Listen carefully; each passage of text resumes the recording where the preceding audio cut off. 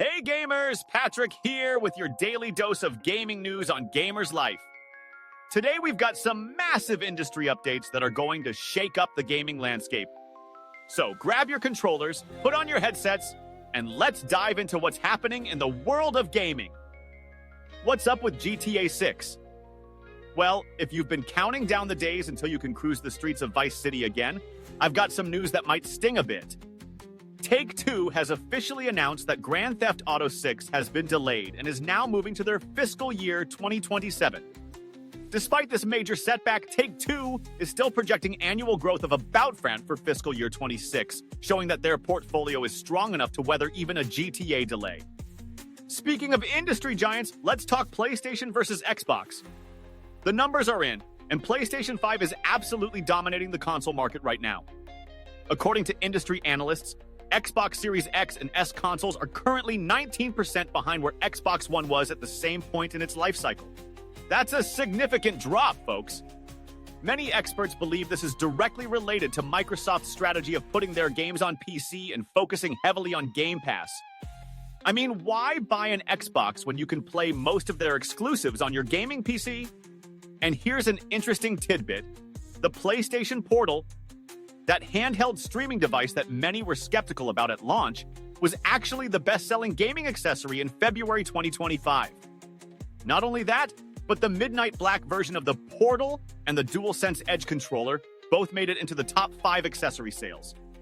Sony is simply killing it across all fronts. Now, let's shift gears to Nintendo. With Switch 2 on the horizon, Nintendo of America's president has emphasized that they're committed to making the console as obtainable as possible despite the recent US tariffs. They've decided not to raise hardware prices in response to these tariffs, ensuring that Switch 2 remains accessible to gamers. And according to DFC analysis, the Switch 2 could potentially sell over 100 million units by the end of 2029, potentially positioning Nintendo as the primary partner for third-party game publishers over the next 5 years. In the indie scene, there's a heartwarming game called Copycat coming to Xbox Series XOS and PlayStation 5 on May 29th, priced at $14.99.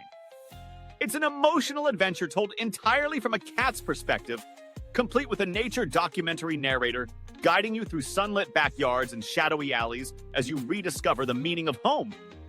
After garnering a very positive reception from nearly 2,000 reviewers on Steam and selling over 50,000 copies on PC, this feline adventure is ready to win over console players' hearts too. For Bungie fans, there's some troubling news about Marathon. The studio has confirmed that stolen art assets were used in the Marathon Alpha version. This is part of a concerning trend of security breaches in game development that we've been seeing over the past few years. On the events front, Summer Game Fest 2025 is just around the corner, hosted by the legendary Jeff Keighley at YouTube Theater in Los Angeles. We are expecting tons of world premieres and special events, including Day of the Devs with IAM 8-Bit and Double Fine. This is shaping up to be the major gaming showcase of the summer with the continued absence of E3. Looking at the bigger picture, a new market research report projects that the gaming industry will reach a staggering $350 billion by 2035, growing at a CAGR of 5.35% from 2025. Mobile gaming continues to dominate in terms of revenue and engagement, but cloud gaming is gaining serious momentum as it reduces hardware barriers and allows for on-demand game streaming. In the US specifically, the commercial gaming industry has broken revenue records for the 4th consecutive year in 2024, reaching $72.04 billion, which is 7.5% higher than 2023. The growth is primarily driven by iGaming and mobile sports betting, with the 8 out of 38 states setting annual records for commercial gaming revenue. For Epic Games fans, there's an ongoing saga with Apple. CEO Tim Sweeney has resubmitted Fortnite to Apple App Review yet again, but according to recent news, Apple has blocked Fortnite's return to the US App Store.